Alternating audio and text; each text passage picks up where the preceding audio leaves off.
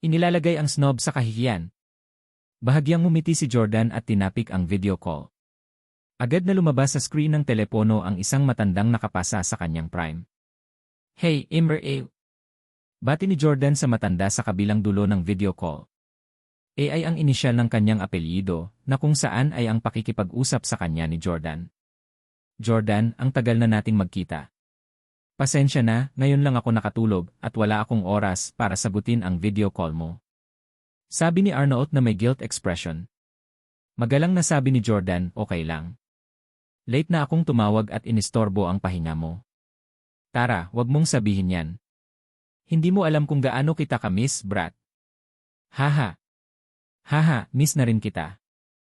Hayaan mo akong ipakilala sa'yo, ang aking kasintahan, si Victoria Clark." Napansin ni Jordan na pumasok na rin si Victoria sa frame at alam niyang sabik na rin siyang makilala itong big boss ng luxury goods industry. Kaya naman, sinamantala niya ang pagkakataon na ipakilala ang dalawa sa isa't isa. "Oh, hello Victoria, napakagandang babae mo." Sinasamba ni Jordan ang magagandang babae, tulad ko, haha. Masayang tumawa si Arnaut, natutuwang makita ang kasintahan ni Jordan. Hindi ka panipaniwalang nasasabik si Victoria. Ang lalaki sa video call ay ang ama ng mundo ng mga luxury goods. Ilang buwan na ang nakalipas, siya ang pinakamayamang tao sa mundo. "Hello, natutuwa akong makilala ka." "Oh my God, excited na ako. Idol kita palagi." Medyo nagiging incoherent na si Victoria dahil excited at kinakabahan. Hindi makita ni Stella at Jess ang screen ng phone ni Jordan dahil nakaupo sila sa tapat nila. Sa pagkakataong ito, nagkatinginan silang dalawa ng may pagtataka at nagtaka, hindi kaya ang nasa video call ang boss ni Z. "Hindi ako naniniwala. Kung si Arnaut talaga, kakainin ko yung plato on the spot." Tumayo si Jess sa kanyang kinaupuan at pumunta sa gilid ni Jordan. Nang makita ang matandang lalaki sa screen ng telepono, ang kanyang mga binti ay nanlambot sa lugar at nahulog sa kanyang mga tuhod. "Oh my God. Ito talaga ang boss ng ZE. Idol ko. Idol. Idol, mahal kita." Bilang may-ari ng isang kilalang cosmetic brand, makikilala agad ni Stella ang luxury goods magnate. Siya ay nasasabik at awestruck na halos hindi niya napigilan ang sarili habang siya ay bumulalas kaagad sa kanya.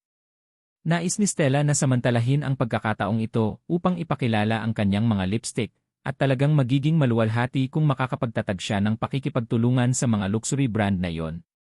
Gayunpaman, nang kukunin na ni Stella ang telepono ni Jordan, inilayo ito ni Jordan upang alisin sa kanya ang pagkakataong gawin iyon. "Ikaw," medyo nagalit si Stella. Hindi siya pinansin ni Jordan at nagpatuloy sa video call kay Arnold. "Mr. A, may itatanong ako sa'yo, ano ang tatak ng bag na ito?"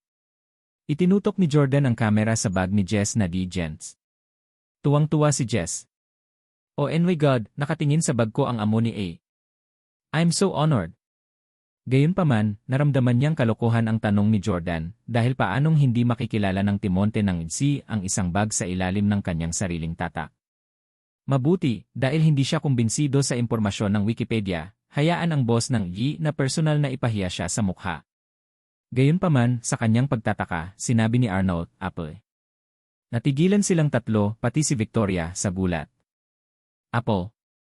Bakit niya sasabihin si Apple? Ito ay malinaw na isang Y-bag." "Haha, naalala mo pa?" Nakangiting sabi ni Jordan. "Sigurado yan. Tatandaan ko habang buhay ang katigasan ng ulo mo." Magulo ang usapan nilang dalawa. Pagkatapos, nag-chat pa sila saglit at binaba na ni Jordan ang tawag.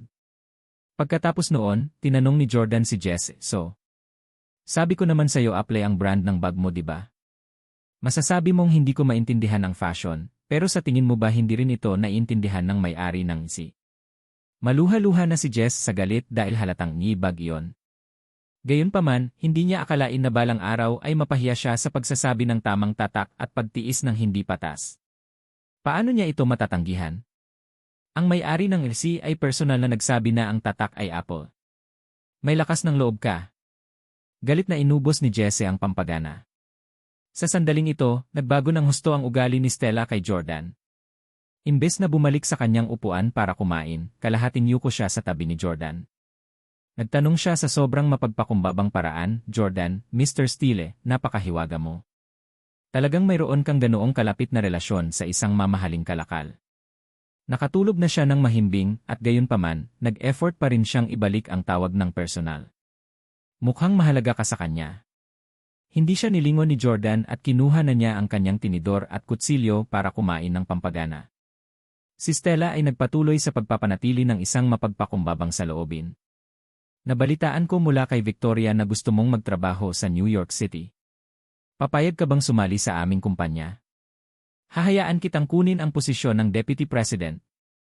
Pareho kayong magiging Deputy President ng kumpanya namin ni Victoria. Sigurado akong magiging mahusay kang mga kasosyo. Siyempre, umaasa din ako na sa iyong relasyon kay Mr. A, makapagtatag tayo ng pakikipagtulungan sa kanilang tatak. Dahil alam ni Jordan kung ano ang ibig sabihin ni Stella, tuwirang pinabulaanan niya, paumanhin, ngunit dati akong tagahatid ng takeout sa Orlando, at balak kong maging isang kumpanya ng courier sa New York City. Hindi bagay sa akin ang kumpanya mo. Yuhi. Nakatayo sa gilid si Stella na parang nahihiya. Tumayo si Victoria, hinawakan ang braso ni Stella, at sinabing, Stella, maupo ka na at kumain. Pag-usapan natin ito ng dahan-dahan sa ibang pagkakataon, okay? Ngumiti si Stella at sinabing, sure. Anyway, Victoria, ikaw ang Deputy President, at si Jordan ang boyfriend mo. Tiyak na hindi niya papansinin ang iyong alok. Ipaubaya ko sa iyo na magtatag ng pakikipagtulungan sa RI. Haha! Walang magawang umiling si Victoria. Alam niyang hindi na bahagi ng pamilya Steele si Jordan at naisip niyang si Arnold ay malamang na palakaibigan at magiliw pa rin sa kanya dahil hindi pa niya ito alam. Gayunpaman, anuman ang mangyari, si Victoria ay maglalaan ng maraming oras sa Stella Cosmetics sa susunod. Inabot ni Victoria kay Stella ang isang bank card at sinabing, Stella, narito ang US dollars $1 milyon. Kunin mo ito bilang isang puhunan mula sa akin. Hindi siya tinanggihan ni Stella. Pagkatapos ng lahat, ito ay isang pagbili ng mga pagbabahagi at hindi isang regalo. Agad naman itong kinuha ni Stella at natatawa habang sinasabi, Welcome on board Stella Cosmetics as a shareholder. Tiyak na gagawa kami ng mahuhusay na kasosyo. Haha! Halika, tagay! Cheers! Kumuha si Jordan ng isang basong tubig at sinabing, kailangan kong magmaneho mamaya at titingin ako ng ilang apartment kasama si Victoria, kaya magtois na lang ako ng tubig. I wish you all the best. Salamat, Mr. Steele. Matapos malaman ni Stella ang tungkol sa koneksyon ni Jordan, wala siyang pakialam kung umiinom man si Jordan ng tubig o alak. Hindi na rin naglakas loob si Jess na guluhin si Jordan. Pagkatapos kumain ay umalis na sina Stella at Jess. Noong una ay nagpumilit si Stella na manatili para samahan silang tingnan ang mga apartment. Gayunpaman, alam ni Victoria na siya ay lumubog at magtatagal sa pagtingin sa ilang mga lugar. Kaya naman, ayaw niyang maglaan ng maraming oras. Pagkaalis ng dalawa, hinawakan ni Victoria ang braso ni Jordan at sinabing, Darling, anong klaseng bahay ang gusto mong tumira? Isang apartment o isang villa? Pumili ka. Babayaran ko ito. Kinailangan na magkaroon ng isang lugar na matutuluyan para magsama ang mag-asawa. Para sa ilang mga kababaihan, ito ay isang kinakailangan para sa kanilang kamag-anak na magkaroon ng sariling bahay. Sa kabilang banda, hindi pinipilit ng ilang kababaihan ang kanilang kapareha na bumili ng sarili nilang bahay. Hanggat sila ay nagmamahalan, handa silang umupa ng isang apartment kasama ang kanilang mga kakilala. Si Jordan ay talagang hilig sa huli. Gayunpaman, si Victoria ay nobya na ngayon ni Jordan, at naisip niyang dapat siyang bumili ng bahay na maaari nilang tirahan pagkatapos nilang ikasal. Gayunpaman, ang mga presyo ng pabahay sa New York City ay masyadong mataas dahil ito ay isang first-tier na lungsod kung saan ang average na apartment ay nagkakahalaga ng halos $1 milyong. Hindi kayang bumili ng bahay sa New York City si Jordan sa buong buhay niya kung aasa lang siya sa kanyang trabaho bilang isang courier deliverer. Kaya naman, walang lakas ng loob si Jordan na magbigay ng kanyang opinyon tungkol sa pagbili ng bahay. Magpasya ayon sa gusto mo. Magkahawak kamay na bumalik sa sasakyan ang dalawa at nagsuot ng safety belt. Oh, by the way, bakit tinawag ni Mr. Arnold na Apple ang bag na galing sa Lee, which is a brand-owned Eli his company? Mayroon bang isang uri ng kwento sa likod nito? Bagamat matanda na si Mr. Arnold, Imposibleng hindi niya makilala ang sarili niyang brand, kaya halatang sinasadya niyang Apple iyon. Pinaandar ni Jordan ang sasakyan at tumawa. Well, noong bata ako, madalas siyang umutang sa lolo ko, at that time, parang kakabili lang niya ng brand na Louis Vuitton. May hawak siyang t-shirt at sinabihan ako na galing daw sari. Hiniling din niya sa akin na basahin ang buong pangalan ng Louis Vuitton. Ako ay napakapilyo, at sa tuwing tatanungin niya ako kung ano ang logo, sasabihin ko ang Apple at hindi. Nakangiting sabi ni Victoria, hindi ko in-expect na ganyan kakakulit nung bata. Dapat talaga galit siya sa'yo, ha? No, sabi ni Jordan habang nagmamaneho. Noong panahong iyon, hindi pa sikat ang Apple gaya ngayon. Hinangaan ng lolo ko si Steve Jobs at madalas siyang imbitahin sa aming lugar para makipag-chat. Tuwing darating siya, dinadalhan niya kami ng mga regalo ng mga kapatid ko, at nagustuhan ko siya, kaya sinabi kong Apple ang tatak. Napatulala si Victoria. Nakilala pa ni Jordan si Steve Jobs, ang tagapagtatag ng Apple. Ngumiti si Jordan at sinabi, noong taon na inilunsad ang iPhone 4, si Arnold ay namuhunan ng maraming pera sa Apple at kalaunan ay nakatanggap ng malaking kita. Sinabi niya sa akin na kung hindi ko palaging binibigkas ang bilang Apple noong bata ako, na humantong sa kanya upang bigyang pansin ang pag-unlad ng Apple, hindi siya kikita ng napakaraming pera mula sa pamumuhunan sa Apple. Haha! Natawa si Victoria, hindi inaasahan na magkakaroon ng kawili-wiling kwento sa pagitan ni Jordan at ng dalawang business magnate. Sa isang iglap, nabuhayan ng loob si Victoria, ngunit nang maalala niyang pinalaya si Jordan sa kanyang pamilya, muling nadurog ang kanyang puso. Kung hindi lang pinatalsik si Jordan. Siyempre, hindi sinabi ni Victoria ng malakas dahil natatakot siyang masaktan si Jordan. Gayunpaman, karamihan sa mga tao ay nais na maging pamilyar sa mga marangal na figura tulad ng may-ari ng Xi at Steve Jobs. Ginugol nila ang natitirang bahagi ng araw sa panonood ng mga bahay sa pinaka-upscale na mga kapitbahayan kung saan ang average na presyo ay hindi bababa sa ilang milyong dolyar. Gayunpaman, tila hindi nasisiyahan si Victoria sa alinman sa kanila. Jordan, nakatira ka dati sa isang villa sa Orlando. Pumili tayo ng villa. Ang isang villa ay magiging mas komportableng tirahan, ngunit kailangan nilang kumuha ng isang kasambahay. Naman, kung gusto mo, sabi ni Jordan. Ginamit ni Victoria ang kanyang telepono para tingnan ang mga villa sa New York City, at may isa na nakapansin sa kanya nang masulyapan niya ito. Jordan, tingnan natin itong Jade Villa, okay? Gusto ko ang pangalan nito. Naalala ko noong una tayong magkita, binigyan mo pa si Diana ng jadate bracelet. Nakangiting sabi ni Victoria, hindi man lang nagsiselos. Hindi inaasahan ni Jordan na maaalala niya ang bagay na ito. Matapos siyang hiwalayan, ang mga Camden ay hindi nagbalik ng anuman sa Jordan. Gayunpaman, hindi tumanggap si Jordan ng anuman mula sa kanila. Hindi nagtagal ay nagmaneho ang dalawa sa Jade Villa, kung saan sila ay tinanggap ng isang ahente ng real estate. Magalang na dinala ng binata na nakasuit ang mag-asawa sa isang villa na binebenta. Hi, ako si Jack. Ang villa na ito ay itinayo noong 2000 na may 5 silid, 3 bulwagan, at 4 na banyo. Mayroon itong floor area na higit sa 300 square meters. Nagmamadali ang orihinal na may-ari na ibenta ang lugar na ito dahil nag-order siya ng bahay sa Thompson 1. Tingnan mo, ang lugar na ito ay pinong kasangkapan. Ang orihinal na may-ari ay isang taga-disenyo, kaya siya ay may mataas na pamantayan para sa kalidad at panlasa. Tumingin sa paligid sina Jordan at Victoria. Kahit na ang palamuti ay hindi kasing ganda ng villa ni Jordan sa Orlando, ito ay napakakakaiba. Jordan, gusto mo ba? Tanong ni Victoria. Napansin ni Jordan na parang nagustuhan ni Victoria ang lugar, kaya tumango siya at sinabing, napakagandang lugar ito. Umiti si Victoria at sinabing, sige, bilhin natin ang lugar na ito. Ibigay mo sa akin ang iyong e-card. Ha? Ano ang kailangan mo ng aking e-card? Nataranta si Jordan. Sabi ni Victoria, ito ang magiging bago nating bahay. Gusto kong nasa ilalim ng pangalan nating dalawa. Labis na naantig si Jordan na nawalan na siya ng masabi. Bumibili si Victoria ng bahay gamit ang sarili niyang pera, ngunit isasama niya ang pangalan ni Jordan bilang may-ari. Ang materialistiko at mersenaryong mga babae ay tatawagin si Victoria na bobo. Iniisip ng mga babaeng tulad nila na hindi nila dapat isama ang pangalan ng ibang lalaki bilang may-ari kung hindi niya ito binayaran. Hindi, ikaw ang bumili ng bahay. Hindi mo pwedeng isama ang pangalan ko. Pabulaanan ni Jordan. Nagkusa si Victoria na abutin ang bulsa ni Jordan.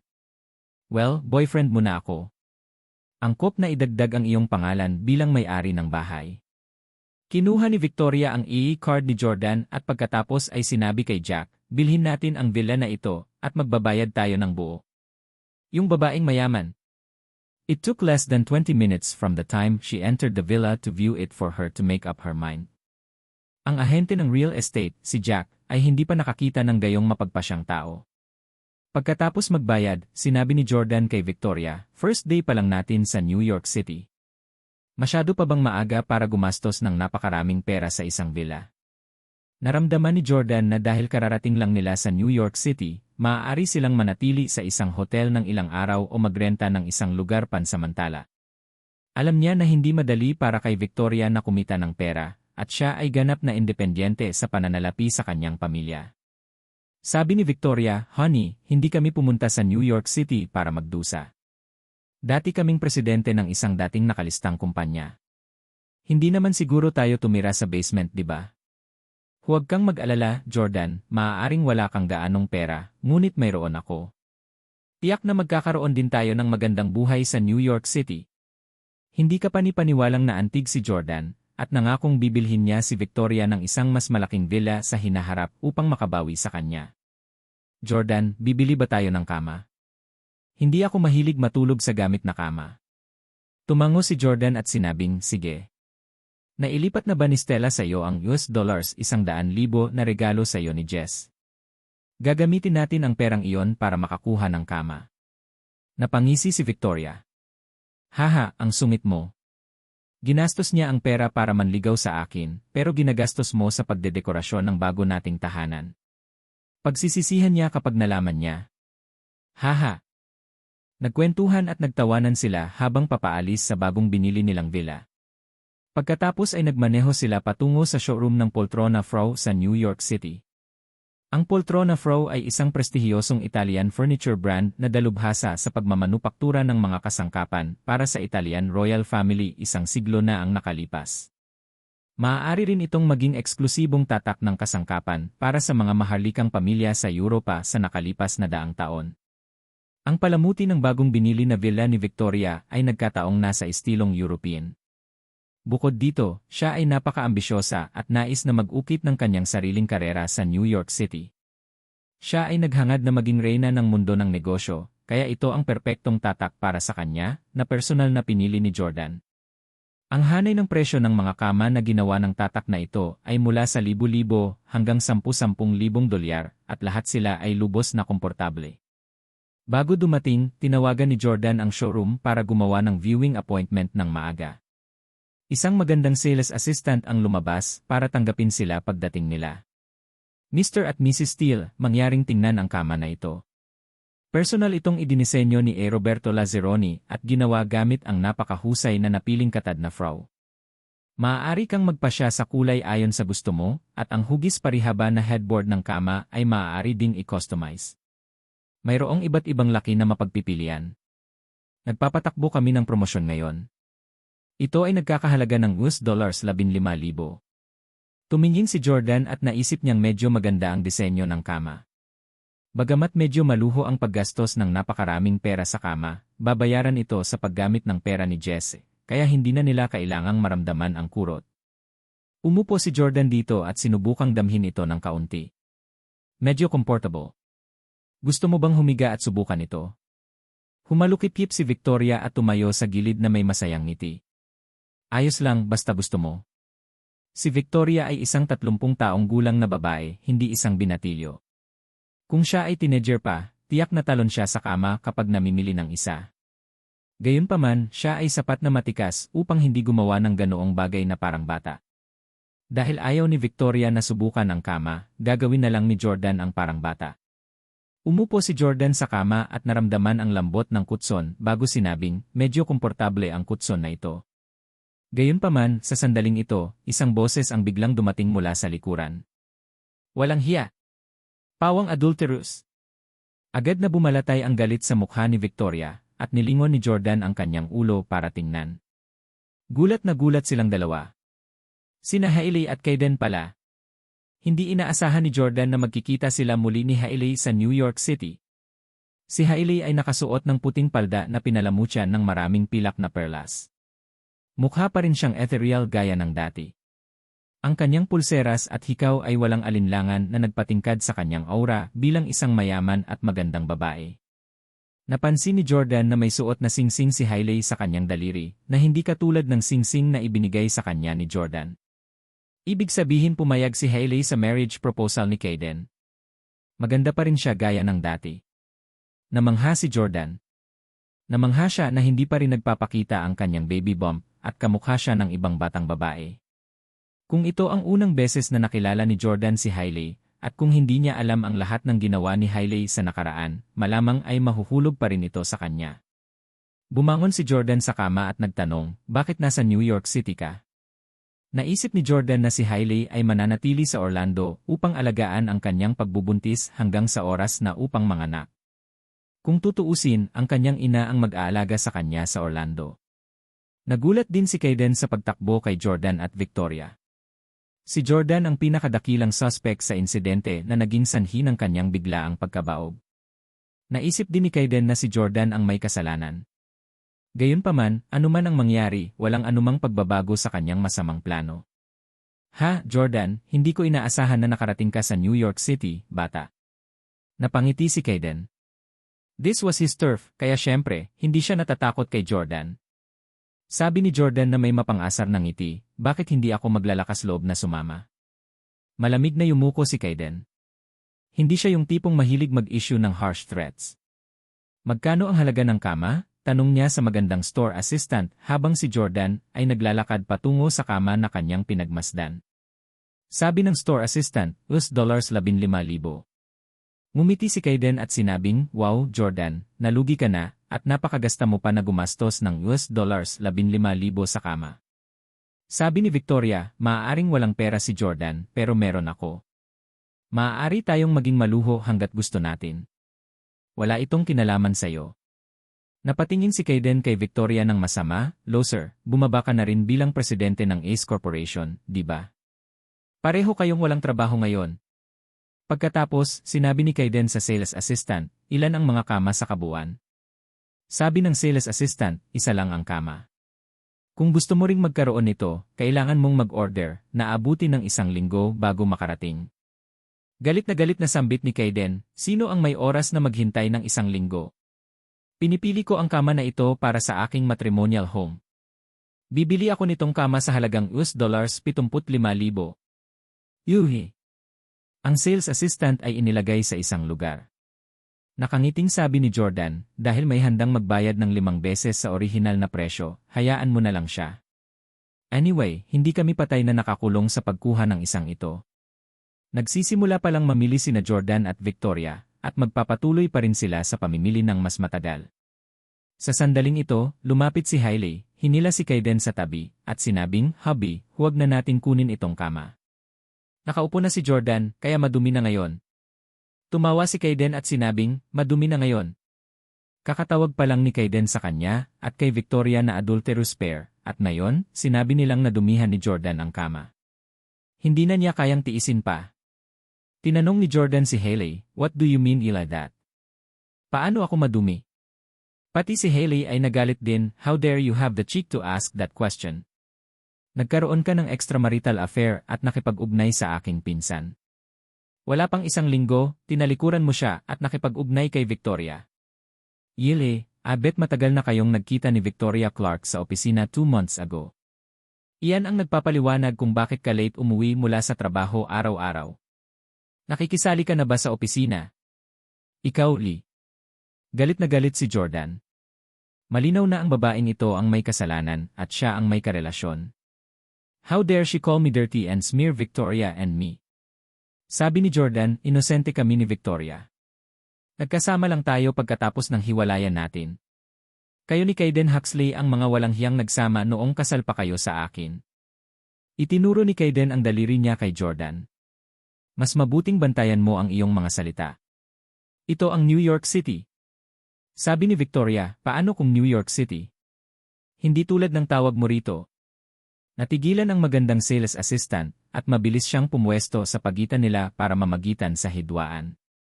Mga sir at madam, huwag kayong pabigla-bigla. Pag-usapan natin ng mahinahon.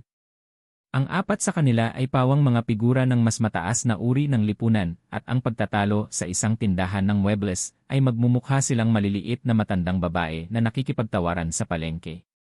Kaya tumahimik din silang lahat.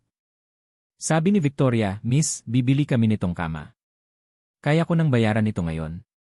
Dahil ayaw ni Hailey sa kama, naisip ni Victoria na dapat silang magbayad ng mabilis at umalis sa lugar na ito.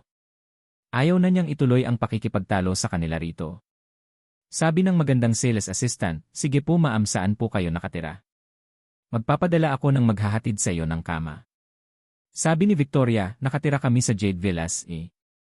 Nang marinig ito ni Kaiden at Hailey, na nakaalis na, muling naglakad palapit sa kanila. Nagtatakang tanong ni Kaiden, "You guys live in Jade Villas? Bakit ka nakatira dyan?" Doon din nakatira sina Kaiden at Hailey, sina Jordan at Victoria ay hindi lamang nakatira sa parehong villa estate bilang Kaiden at Hailey. Magkatabi din ang mga villa nila. Naging magkapitbahay silang apat.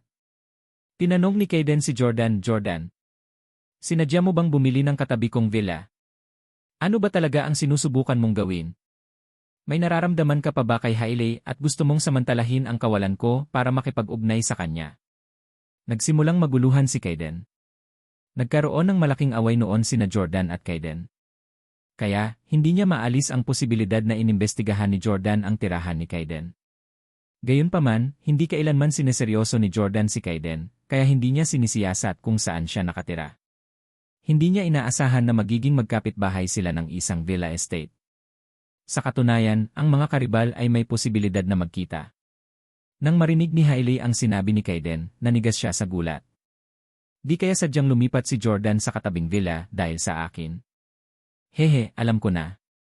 Mahal pa rin ako ng lokong ito kahit na niloko ko na siya. Lene. Alam ni Hailey na si Jordan ay palaging isang tapat na tao, at sa kaibuturan niya, umaasa siyang patuloy siyang magustuhan ni Jordan. Siya ay isang babaeng may princess syndrome na gustong layaw ng lahat ng lalaki. Para sa kanya, hindi sapat ang isang lalaki na hindi kayang bigyang kasiyahan ang kanyang vanity. At this moment, Victoria said, "Ako ang pumili kay Jade Villa. Wala itong kinalaman kay Jordan. Hindi man lang namin alam na doon ka pala nakatira. Kung ginawa namin, hindi kami bibili ng villa doon kahit nakiusap ka sa amin." Dahil sa sinabi ni Victoria, nawala agad ang saya sa puso ni Hailey. Gayunpaman, hindi pa rin mapalagay si Kaiden dahil nag-aalala siya na baka isang araw ay muling pag-initan ni Jordan at Hailey ang kanilang pagmamahalan. Si Kaiden ay isang mapagmataas na tao. Bagamat kaya niyang gawing cuckold ang ibang tao, hinding-hindi niya hahayaan na gawing cuckold ang sarili niya. Biglang nag-alala si Kaiden at muli niyang tinanong si Jordan, "Ikakasal na kami ni Jordan Steele, Hailey, kinabukasan. Nakarating ka na sa New York City at ngayon ay malapit ka na sa amin. Wala ka namang balak gawin sa kasal natin, di ba? Masasabi ko ng diretso sa iyo na hindi kita iimbitahan sa kasal." Ang mga kaibigan ni Kaiden, na alam na ang tungkol kay Hailey, ay pawang pinuri sa kanyang kagandahan. Sadyang itinago rin ni Kaiden na nagpakasal na si Hailey noon dahil natatakot siyang ilantad ni Jordan ang bagay na yon sa kanyang kasal. Nahulaan din ni Hailey ang mga alalahanin ni Kaiden, kaya sinabi niya kay Jordan, "Jordan, halika rito." Kung dati lang, siguradong ginawa na niya ang bilin ni Hailey. Gayunpaman, si Jordan ay nobyo na ngayon ni Victoria, kaya hindi siya nasa tabi ni Hailey. Napatingin si Jordan kay Victoria. Isa sa alang-alang lamang niya ito kung may pagsang-ayon siya. Galit na bulalas ni Hailey, "May sasabihin ako sa'yo. Sabihin mo sa girlfriend mo to rest assured na hindi ako ibubulong sa'yo ng sweet nothings." Masasabi ni Victoria na may sikretong sasabihin si Hailey kay Jordan na ayaw niyang malaman niya. Sinabi niya kay Jordan, "Sige. Okay." Naglakad papunta sa kanya si Jordan at pumunta silang dalawa sa gilid. Tanong ni Hailey, "Ano ang ginagawa mo sa New York City? May balak ka bang gumawa ulit ng eksena sa kasal ko tulad ng ginawa mo noong nagpakasal kami ni Tyler? Ipapahiya mo ba ako at ang mga Camden sa harap ng lahat para makapaghiganti ka sa akin?" Ngumiti si Jordan at sinabing, "Hindi naman ako ganoon ka-bored at hindi ko naisip na makipagbalikan sa iyo, lalo pa sa pagpunta sa kasal mo." Kung wala lang akong balita sa inyo, hindi ko malalaman na ikakasal na kayo kinabukasan.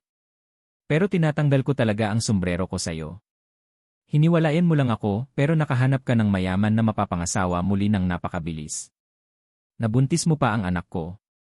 Bulong ni Hailey, hindi man lang alam ng mga kaibigan ni Kaiden at ng kanyang mga magulang na kasal ako o buntis ako. Kaya, iminumungkahi ko na mas mabuting huwag mong subukang sadyang saktan ang aking asawa sa aking kasal. 3 years na kaming kasal. Kung tutuusin, huwag kang masyadong malupit. Walang imik na sabi ni Jordan, sabi ko, I never thought of doing that, and I will never go to your wedding venue. Maiinis talaga ako kapag nakita kitang nakasuot ng damit pangkasal at marinig ang iyong vows of love. Ikaw, Lee. Itinaas ni Hailey ang kanyang kamay nang makaramdam siya ng pagnanasang sampalin si Jordan. Gayunpaman, naisip niyang hindi na siya ang asawa ni Jordan at wala na siya sa anumang lugar para sampalin siya. At saka, nandito si Victoria, at natatakot siya na kapag natamaan niya si Jordan, lalapit si Victoria at bibigyan siya ng isang mahigpit na sampal. Medyo natakot din siya sa babaeng yun. Okay, huwag mo lang sirain ang mga bagay para sa akin. Sabi ni Hailey. Gayunpaman, sa sandaling ito, narinig niya ang isang napakapamilyar na boses ng babae. Hailey, nandito ka ba? Sabay-sabay na tumingin sina Jordan, Hailey, at ang iba pa, para lang makitang si Rachel pala. Si Rachel ay matalik na kaibigan ni Hailey, at dahil ikakasal na si Hailey bukas, malamang na siya ay dumating ng maaga. Katatapos lang din ni Rachel sa New York City, at ipinadala ni Hailey sa kanya ang kanyang lokasyon, habang ipinapaalam din sa kanya na doon siya matutulog. Kaya, nagmaneho roon si Rachel upang hanapin sila. Gayunpaman, natigilan si Rachel sa pagkabigla nang lumakad siya at nakita niya sina Hailey, Jordan, Kaiden, at Victoria. Anong nangyayari? Paano kayo ni Jordan napunta rito nang magkasama? Nagmamadaling lumapit si Hailey at sinabi kay Rachel, narito kami ng asawa ko para mamili at nagkataon na nasagasaan namin sila. Naku, nabigla ako. Inakala ni Rachel na may kalokohang nagkabalikan si Hailey kay Jordan at palihim na nakipag-date pero nahuli siya ni Kaiden. Hindi binati ni Jordan si Rachel nang makita siya, pero napansin niyang medyo haggard na ito kumpara kanina. Ayon sa impormasyong nakuha ni Jordan, naghiwalay na sina Rachel at Corey. Gustong umalis ni Jordan ng ganoon, ngunit tinawag ni Rachel si Jordan upang pigilan siya sa kanyang mga landas. Jordan. Lumapit si Rachel at nagtanong, hayaan mo akong tanungin ka, hiwalayan ako ni Corey. Dahil ba sayo? Binastos mo ba ako sa kanya? Si Jordan talaga ang utak. Kung tutuusin, kahit ang gwapong hunk, si Mike, na nagpakilig kay Rachel, ay inayos ni Jordan. Hindi ito itinanggi ni Jordan at sinabing, kung wala kang konsensya, hindi ka matatakot na bibiglain ka ng masama ng iba. Damn it, eh. Galit na galit si Rachel. Matapos mawala si Corey, nawalan siya ng suportang pinansyal. Imposible lang para sa kanya na magkaroon muli ng isang mabuting asawa. Kaya naman, nagmura siya. Smack! Bago pa makapagsalita si Rachel ay sinampal na siya ni Victoria sa mukha niya. Nagalit si Victoria at sumigaw siya, si Jordan ang boyfriend ko. Mas mabuting isipin mo ang iyong mga salita. Alam ni Rachel kung gaano kalakas si Victoria. Tinakpan niya ang kanyang mukha at malungkot na sinabi, ikaw. How dare you be so arrogant even in New York City? Napatingin siya kay Hailey at Kaiden ng masama. Ayaw ni Jordan na matuloy ang sigalot, kaya hinawakan niya ang kamay ni Victoria at sinabing, tara na. Dahil nakabili na sila ng kama, hindi na kailangang manatili pa. Sa opinyon ni Jordan, lahat sila Hailey, Rachel, at Kaiden ay nakakaawa. Nawalan ng pagkakataon si Hailey na maging asawa ng Seon ng pinakamisteryosong pamilya sa mundo, habang si Rachel ay bumalik sa unang pagkakataon pagkatapos ng kanyang diborsyo.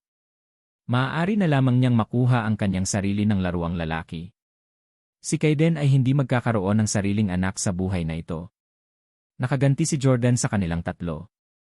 Sa kanyang pagtataka, sa sandaling ito, biglang sinabi ni Rachel, wala kang pakiramdam ng responsibilidad.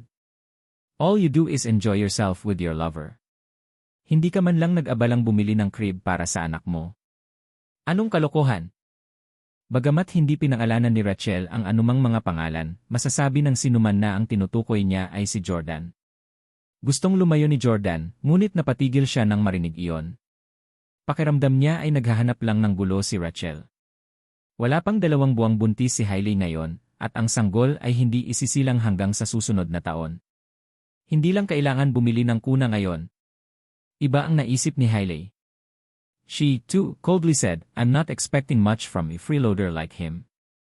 Yine, bibili si Kaiden ng crib para sa baby natin ha, hubby. Sumagot si Kaiden naman. Tanong ni Hailey, may mga kuna ba sa itaas? Tignan natin ang ilang crib at pagkatapos ay bumaba para tingnan ang ilang mga kama para sa atin. Tumango si Kaiden at saka sinabi sa magandang sales assistant, hindi mo na kami kailangang sundan sa itaas. Ang kanilang pag-uusap ay may kasamang masyadong maraming personal na impormasyon, at si Kaiden ay natatakot na ang sales assistant ay malalaman ng masyadong maraming na makakaapekto sa kanya. Dahan-dahan silang umakyat sa taas para pumili ng kuna para sa baby ni Jordan. Tumayo si Jordan sa pwesto. Kung aalis sila ng ganun-ganun lang, mukhang napaka-irresponsable nito sa kanya. Kung tutuusin, siya ang ama ng sanggol at siya ang dapat na magbayad para sa kuna. Nasabi ni Victoria ang nararamdaman ni Jordan at sinabi niya, Jordan, akyat ka rin. Babayaran namin ang kuna. Ililipat kita ng $15,000 para sa kuna. Hinawakan ni Jordan ang kamay ni Victoria at sinabing, salamat, Victoria. May pera pa ako dito. Hindi ganoon kalaki ang halaga ng kuna. Hindi mo kailangang ilipat ito sa akin. Pupunta ulit ako sa iyo kapag kailangan ko ng tulong. Sige, hihintayin kita dito. Kaya naman, dahan-dahang umakyat si Jordan. Nang makita ng 3 tao si Jordan na umaakyat, sabay-sabay silang napatingin sa kanya. Lumakad si Jordan patungo kay Hailey at sinabing, pumili ka ng kuna. Babayaran ko ito. Matapos marinig ang sinabi ni Jordan, hindi siya pinansin ng 3. Nakita ni Rachel ang isang puting kuna at masayang lumapit dito. Sabi niya, Hailey, tingnan mo itong kuna. Napaka-cute nito.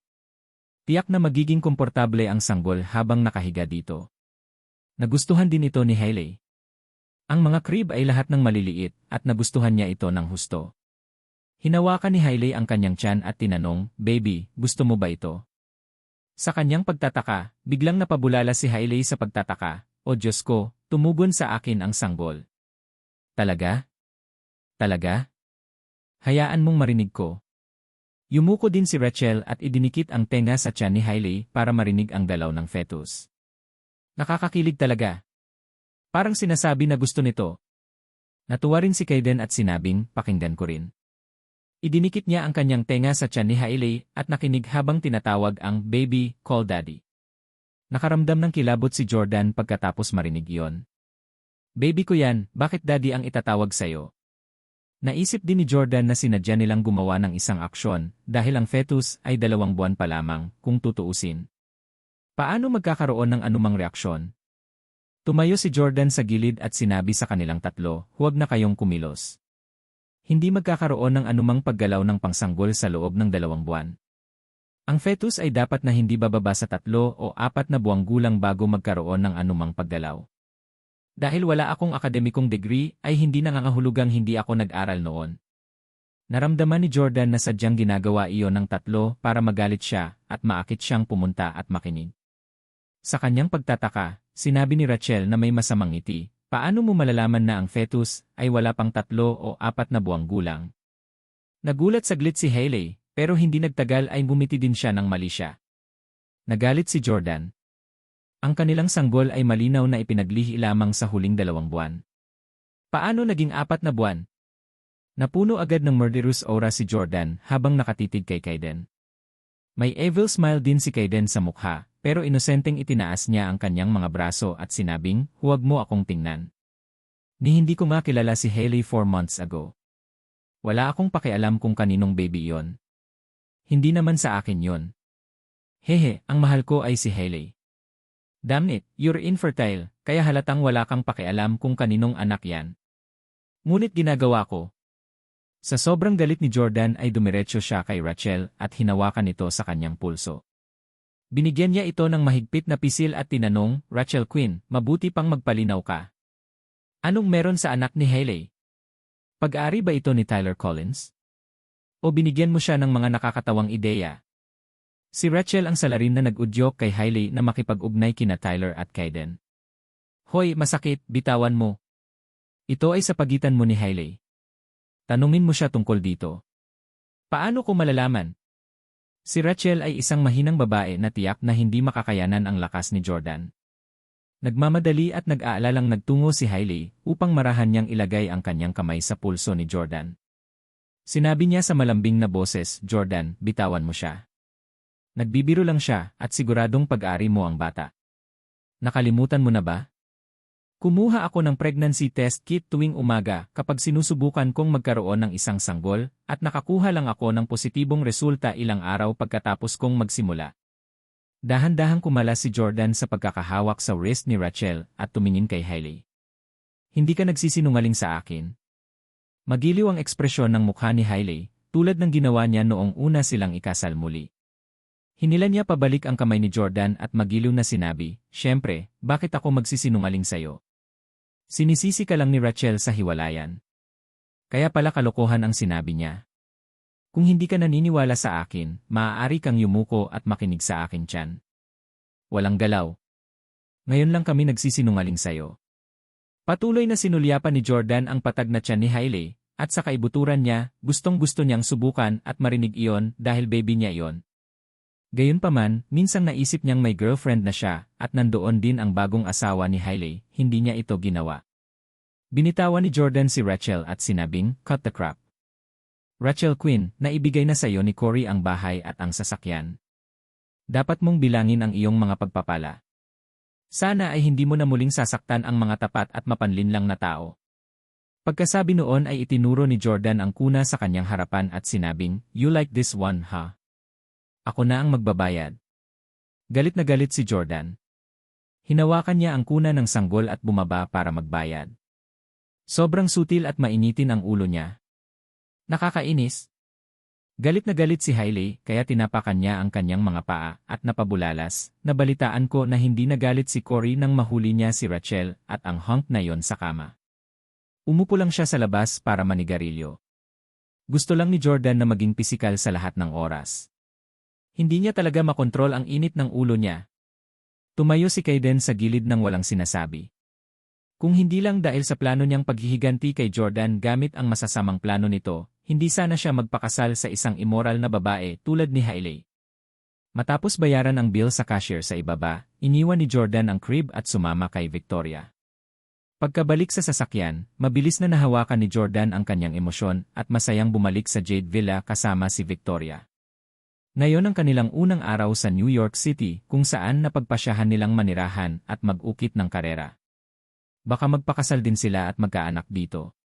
Hindi sulit na hayaan ang isang hamak na babae na nanloko sa kanya na makaapekto sa kanilang kalooban. Kinagabihan, si Stella at ang mga manager ng ilang mahahalagang departamento ng kanilang kumpanya ay pumunta sa Jade Villa para sa isang housewarming upang batiin si Victoria sa kanyang bagong tahanan. Sa kabilang banda, si Hailey ay paikot-ikot sa kama, hindi makatulog. Jade Villa. Inihagis ni Hailey ang kanyang bagong binili na kama, hindi makatulog kahit anong pilit niya. Kaya naman, bumangon siya na baka sa mukha niya ang pagkadismaya. Nagmamadaling umupo si Kaiden sa tabi niya at umaaliw na sinabi, "Mahal kong asawa, anong problema? May insomnia ka ba?" Galit na galit si Hailey. Bagamat ikakasal na siya sa ikatlong pagkakataon sa kanyang buhay at ngayon ay isang umaasam na ina, siya ay dalisay at kabataan, tulad ng isang dalagita. Sabi ni Hailey, napakaingay sa katabi. Napakaraming tao sa bahay ni Victoria Clark, at ang pag-isip na masayang umiinom sila ay nagagalit sa akin. Si Jordan ay natulog sa aking pinsan, at ngayon siya ay nakikipag-ugnay kay Victoria. Dalawang magkaibang babae na ang kasama niya in less than a month simula noong hiwalayan namin. Ano ang nagbibigay sa kanya ng karapatang gawin yon? Kakasama lang ni Hailey si Kaiden pagkatapos ng hiwalayan nila ni Jordan, kaya pakiramdam niya ay dehado siya. Natigilan si Kaiden dahil nakatira sila sa isang villa kung saan hindi magkakaroon ng sound insulation issues na laganap sa mga apartment. At least, walang narinig si Kaiden. Pupunta ako sa katabi para hanapin sila. Tatayo na sana si Kaiden nang hilahin siya pabalik ni Hailey. "Hoy hubby, kalimutan mo na. Huwag kang pumunta." Natakot si Hailey na mag-away ulit sina Kaiden at Jordan dahil siguradong talo si Kaiden. Tanong ni Hailey, marami bang kaibigan si Victoria Clark sa New York? Kakabili lang niya ng villa ngayon at napakaraming tao ang narito para magdiwang para sa kanya. Ang mga sasakyang iyon na nakaparada sa labas ng kanyang pintuan ay pawang mga mamahaling sasakyan din. Bahagyang umiti si Kaiden at sinabing, siguro, ngunit ang maliit na network ng mga koneksyon niya ay hindi gaanong mahalaga kumpara sa network ng mga Huxley sa New York City. At saka, may pinadala na ako para tingnan ang mga plate number ng mga sasakyan na nasa lugar niya. Soon, malalaman ko na kung sino sila. Honey, matulog ka na. Makatitiyak ka, dahil naglakas loob sina Victoria Clark at Jordan Steele na guluhin tayo ng ganoon, gagawin kong mahirap ang kanilang buhay sa New York City. Makalipas ang kalahating oras, nakatanggap si Kaiden ng tawag sa telepono. Kaiden, nalaman ko na ang pink na Porsche na yon ay kay Stella Weston, may-ari ng Stella Cosmetics, at ang dalawa pang card ay pag-aari ng mga empleyado ng kanilang kumpanya. Sinabi ni Kaiden na may mahinang ngiti, kaya ang maliit na kumpanya ng produktong kosmetiko ang iniendorso ni Maggie. Alam ni Kaiden ang tungkol sa Stella Cosmetics dahil sumikat ang brand sa bansa nitong nakaraang 2 taon at sa ilang espesyal na dahilan. Gayunpaman, dahil sa kanyang ekspresyon, malinaw na hindi niya sineseryoso ang kumpanya ni Stella. 11:30 wal. Lumabas si Stella at ang iba pa sa villa nina Victoria at Jordan, at lumabas silang dalawa para makita sila. Bye, Victoria, kita na lang tayo sa opisina bukas. Bye-bye, Miss Clark. Kumaway si Stella at ang iba pa kay Victoria bago umalis sa Jade Villa. Gayunpaman, nang magmaneho sila palabas ng villa, pinilit ng isang Mercedes-Benz wagon na huminto ang Porsche ni Stella. Sino yan? Marunong ka bang mag-drive? Dahil nakainom siya ng alak, nakaupo na ngayon si Stella sa passenger seat. Nagmura siya sa driver ng Mercedes-Benz wagon. Ang driver ng Mercedes-Benz wagon ay dahan-dahang bumaba sa bintana, nakitang-kita ang kanyang gwapong batang mukha. Stella Weston, tama ba? Pullover sa gilid. Mag-chat tayo. Nakita rin siya ni Stella na medyo pamilyar ang itsura. Bukod dito, marami sila at ilang sasakyan.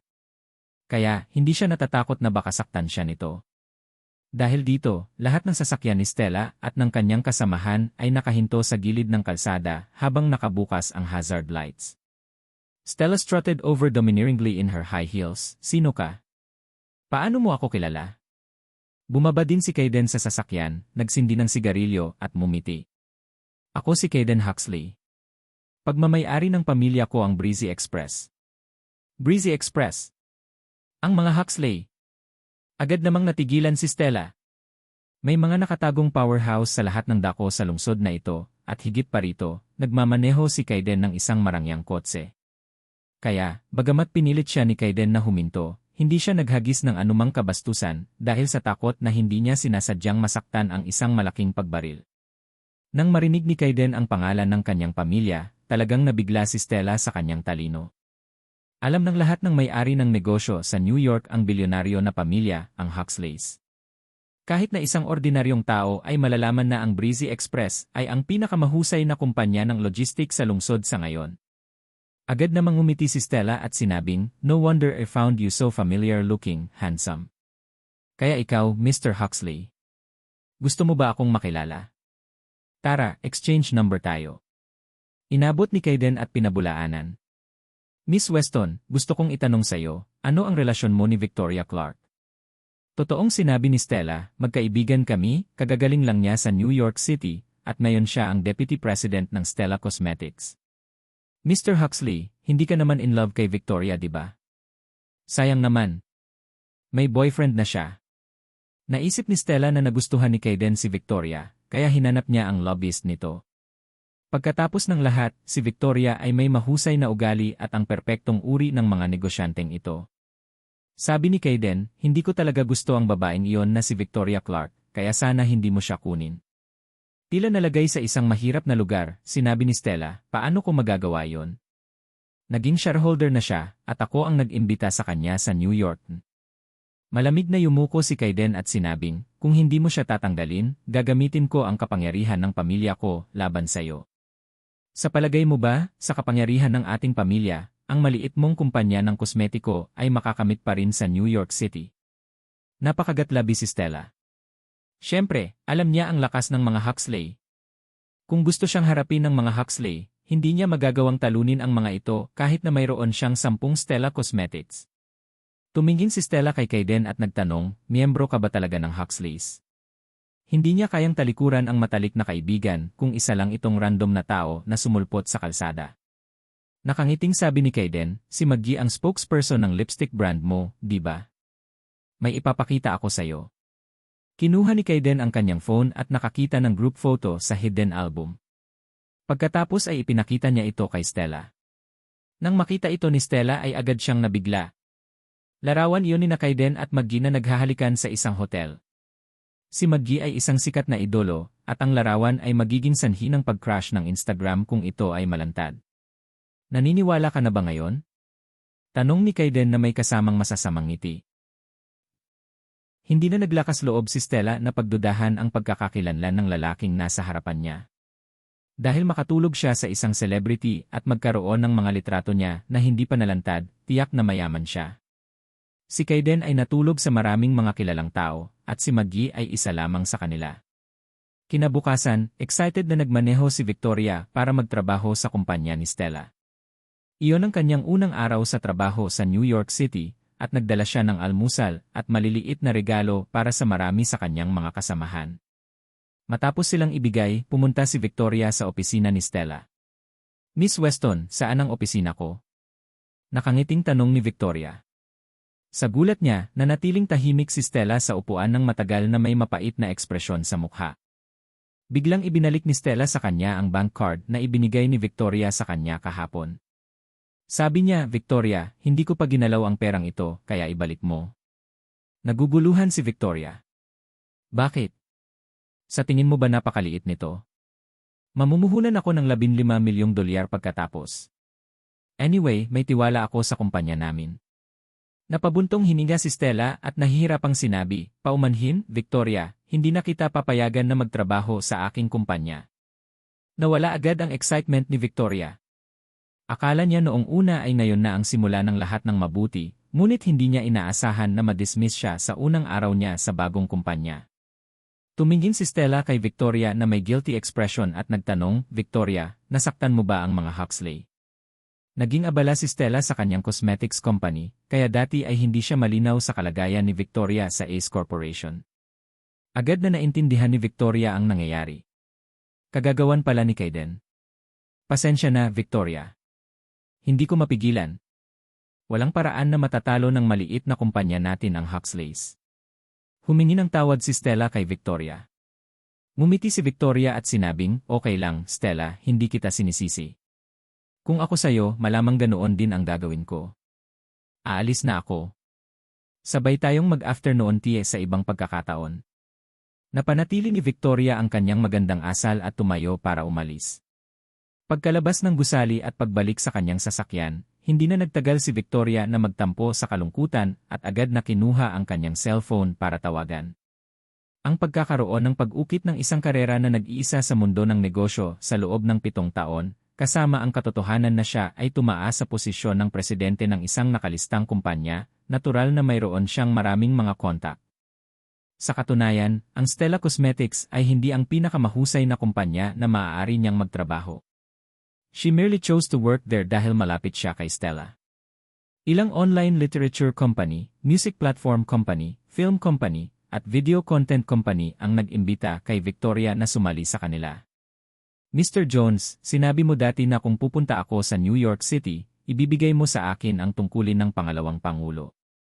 Nakatayo pa ba ito ngayon? Nasa New York City na ako. Kailan ka libre? Sasama ako at makikipag-chat sa'yo, okay? Unang tinawagan ni Victoria ang isang nakalistang online video company na pinangalan ng Ginny. Gayunpaman, sa nakalipas na 2 taon, ang kumpanya ay nagkakaroon ng mga pagkalugi sa pananalapi. Noong nakaraang taon, nawalan ito ng halos $2 bilyong. Sa 2 o 3 video website na lang ang natitira sa merkado, at ang pagtaas ng mga presyo ng membership ng iba pang mga kumpanya, alam ni Victoria na ang paggawa ng mga kita ay 1 oras lamang. Ang mga hinaharap na prospect ng kumpanyang ito ay mahusay. Pagdating sa gusali ng Innovation Center, kung saan matatagpuan ng kumpanya, personal na tinanggap ng CEO ng kumpanya na si Linus Jones si Victoria sa reception room ng opisina. Simula noong huling paghiwalay natin, inaabangan ko na ang muling pagkikita mo, Miss Clark. Seryoso, napanaginipan pa kita kagabi. Sino ang nakakaalam na nagkataon na makontak mo ako ng maaga ngayong umaga at hilingin na magtrabaho sa aking kumpanya? Haha, hindi mo ba naisip na tadhana na? Dati nang nag-dinner sina Victoria at Linus sa Orlando, kung saan din sila nagkakilala. Dahil sa kakaibang aura ni Victoria at sa kanyang talino sa pagsuyo sa mga taikoon na yon, nagustuhan ni Linus si Victoria pagkatapos nilang magkita minsan. Napangiti si Victoria at sinabing, sino bang nagsabing hindi? Nagkaroon na ako ng kutob sa kainan namin noong isang araw na tiyak na magtatrabaho ako para sa iyo balang araw, Mr. Jones. Haha, sigurado. Naman. CJ. Masayang umiti si Linus. Sa napakagandang deputy president tulad ni Victoria, siguradong mag-enjoy siya sa trabaho araw-araw. Victoria, nagtrabaho ka noon sa Ace Corporation, na wala namang kinalaman sa internet technology kung tutuusin. Kailangan kong subukan ang iyong kaalaman sa mga video website. Si Linus ay natural na hindi pipili ng isang random na tao na humawak ng isang mahalagang posisyon sa kumpanya. Hindi rin niya makumbinsi ang karamihan sa iba pang empleyado. Si Victoria ay natural na higit pa sa magandang mukha. Siya ay may masusing pag-unawa sa maraming industriya, lalo na sa mga kumpanya ng internet. Sa nakalipas na 7 taon, marami siyang natutunan kapag madalas siyang kumakain kasama ang mga malalaking boss ng mga industriyang ito. Pagkatapos ng mahabang pakikipagkwentuhan, si Linus ay napabulala sa pagkamangha, walang kasing ganda at may kakayahan sa buong lungsod na ito. Maligayang pagdating sa board. Magpapatawag ako kaagad ng board meeting para ipahayag ang bagay na ito. Salamat, Mr. Jones. Gayunpaman, sa kanyang pagtataka, isang nasa katanghaliang gulang na lalaki ang kumatok sa pinto sa mismong sandaling ito. May ibinulong siya sa tenga ni Linus pagkapasok niya. Matapos marinig ang kanyang mga salita, agad na nawala ang kagalakan ni Linus. Hiniling ni Linus na lumabas ang medyo may edad na lalaki at saka nagsindi ng sigarilyo. Tinanong niya, Victoria, kailan mo sinaktan ang mga Huxley? Nahulaan na ni Victoria na ang ipinarating lang ng medyo may edad na lalaki ay ang mensaheng ipinadala ng mga Huxley. Medyo nagulat si Victoria. Bahagyang mahigit kalahating oras pa lang mula nang dumating siya sa Jinico. Paano nalaman ni Kayden Huxley at napatigil siya ng ganoon kaaga? Sinusundan ako ni Kayden Huxley. Naisip ni Victoria ang posibilidad na ito. Anuman ang kumpanyang pupuntahan ni Victoria, tiyak na mag-iisip si Kayden ng paraan para pigilan siya. Ang Genie ay isang nakalistang kumpanya, at gayunpaman, hindi sila maaaring magkaroon ng otonomiya at kailangang maging masunurin sa mga Huxley. Tumingin si Victoria kay Linus at sinabing, Mr. Jones, baka natatakot ka rin sa mga Huxley. Hindi ko sila sinaktan pero gusto nila akong patayin. Habang naninigarilyo, bumuntong hininga si Linus at sinabing, pasensya na Miss Clark. Hindi ko kayang salungatin ang gusto ni Mr. Huxley. Paano ito? Sabihin mo sa akin kung ano ang nangyari sa inyo, at titingnan ko kung matutulungan ko kayong dalawa na mamagitan. Hindi na kailangan. Alam ni Victoria na magiging walang kwenta ito dahil hindi pa nakipag-away si Kayden sa kanya. Ginagawa niya ito dahil girlfriend siya ni Jordan. Sa pagtatapos ng araw, ang tanging solusyon ay ang makipaghiwalay kay Jordan. Gayunpaman, hindi iyon gagawin ni Victoria. Excuse me, Mr. Jones. Umalis na naman si Victoria na malungkot. Pagkatapos nito, paulit-ulit na tumawag si Victoria sa ilang kumpanya at nagpunta rin para sa mga panayam. Gayunpaman, walang pagbubukod, ang mga amo ay makakatanggap ng tawag wala pang kalahating oras pagkatapos niyang dumating. Ang mga ngiti sa kanilang mga mukha ay agad ding nanlamig. Kailangan niyang aminin na ang mga Huxley ay talagang makapangyarihan sa New York City. Ang mga boss ng 10 kakaibang kumpanya na pinuntahan ni Victoria ay takot lahat sa mga Huxley. Alas 5 ng hapon, ipinarada ni Victoria ang kanyang sasakyan sa gilid ng kalsada. Basang-basa siya sa pawis at medyo napuruhan ang kanyang makeup. Dahil siya ay naglalakad na naka-high heels, masakit ang kanyang mga paa at ang kanyang mga takong ay dumudugo. Ang puso niya ang pinakamasakit. Pagkatapos ng paulit-ulit na pagtanggi, nadama niya na hindi na siya makakaligtas sa New York City. Nakaupo sa driver's seat, nagsindi ng sigarilyo si Victoria at ipinatong ang ulo sa manibela. Knock-knock. Biglang umandar ang isang Mercedes-Benz at huminto sa harap ni Victoria. Isang lalaki ang kumatok sa bintana ng sasakyan ni Victoria. Ibinaba ni Victoria ang bintana at nakitang walang iba kundi si Kaiden. Masama ang ngiti ni Kaiden habang nakatingin kay Victoria na naliligaw sa pag-isip. Sabi niya, "Anong problema, Miss Clark? Umiiyak ka ba ay, lagi kang mayabang na kagandahan. Bakit parang malungkot ka ngayon? Medyo masakit ang puso ko kapag tinitigan ka." Galit na sinulyapan ni Victoria si Kaiden at gusto niyang kainin siya. Napasandal si Kaiden sa bintana ng sasakyan, isiniksik ang ulo sa kotse ni Victoria at tumawa. "Paano na? Beauty, alam mo ba kung gaano ako kalakas ngayon? Walang kabuluhan kahit gaano karaming kumpanya ang lapitan mo. Basta tatawagan ko sila, sasaktan ka agad kahit kunin ka." Habang nagsasalita si Kaiden, inilapit niya ang mukha niya sa mukha ni Victoria para halikan siya. Sa kanyang opinyon, si Victoria ay pinahirapan na siya sa desperasyon ngayon at tiyak na alam niya ang hindi nagkakamali na lakas ng mga Huxley. Tiwala siya na hindi maglalakas loob na tumanggi si Victoria, biglang naisip ni Kaiden ang mahalay na pag-isip tungkol kay Victoria. Si Victoria ay mas matanda sa kanya, at ang kanyang aura ay napakalaki, kaya hindi kailanman nangaha si Kaiden na kumilos ng hindi naangkop sa kanya. Gayunpaman, ngayon ay pagod na si Victoria pagkatapos ng isang araw ng mga nabigong panayam. Mainit ang panahon, at medyo malayo ang kinailangan ni Victoria na maglakad upang marating ang kanyang sasakyan, kaya mainit at pawis na ang pakiramdam niya. Pagsakay niya sa sasakyan ay hinubad niya ang kanyang high heels na buong araw na nagpapahirap sa kanya. Naglakas loob lang si Kaiden na samantalahin si Victoria dahil nakita niya kung gaano siya pagod at gulo. Iyon din ay isang uri ng paghihiganti kay Jordan. Sa nakalipas na 7 taon, hindi mabilang ng mga lalaki ang gustong samantalahin si Victoria. Masasabi niya kung ano ang nasa isip ng isang lalaki sa pamamagitan lamang ng pagtingin sa mga mata nito. Kaya naman, nang hahalikan na sana siya ni Kaiden, biglang binuksan ni Victoria ang pinto ng kotse at marahas itong itinulak palabas. "Hoy, hoy, hoy, ulo ko! Natigil ito! Tumigil ka sa pagtutulak!" Nagpanik at galit na napasigaw si Kaiden nang ang kalahati ng kanyang katawan ay nasa loob ng kanyang sasakyan habang ang kalahati ay nasa labas. Siya ay tumingin lubhang magulo. Itinulak ni Victoria si Kaiden at muling isinuot ang kanyang high heels bago bumaba ng sasakyan, muli ay nabawi ang kanyang dominanteng aura. Bumaba si Kaiden sa sasakyan at tinuro si Victoria. "Anong mayabang na babae, how dare you be so disrespectful to me?" Naawa na si Victoria kay Kaiden. Kung wala siyang makapangyarihang lolo, hindi sana itinulak na lang ni Victoria ang pinto ng sasakyan. Sasampalin sana siya. Galit na sabi ni Victoria, "Kaiden Huxley, ikakasal ka na bukas. Imbes na makasama ang maganda mong asawa, nagpasya kang sundan ako buong araw. Marami kang libreng oras, hindi ba?" Tumawa si Kaiden at sinabing, "Huwag mong isipin na papakawalan ko kayo dahil lang magiging abala ako sa kasal ko. You're on my turf, and you really asked for it sa pamamagitan ng pagtira sa katabi kong villa. Paano kita mapapasaya? Victoria, walang awayan sa pagitan natin, and to be honest, I really admire you. Ang magaganda at magagaling na presidente na tulad ninyo ay kakaunti at malayo sa lungsod na ito.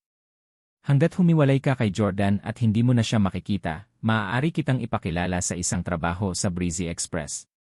Siyempre, hindi kita pwedeng maging deputy president for the time being, pero walang magiging problema sa pagiging senior executive mo. Napakakaya mo. Naniniwala ako na wala pang 2 taon, akyat ka na mag-isa, di ba?" Ang Breezy Express ay isang kumpanya na nagkakahalaga ng 10 bilyon, at ang alok ni Kaiden kay Victoria ay talagang isang malaking tukso. Gayunpaman, patuloy na pinabulaanan ni Victoria, "Hindi ako makikipag-deal sa iyo. Gusto ko lang maging girlfriend ni Jordan. Hindi ko rin kailangang magtrabaho sa iba. Mayroon din akong sapat na pera, at higit sa lahat, magtatayo ako ng sarili kong kumpanya."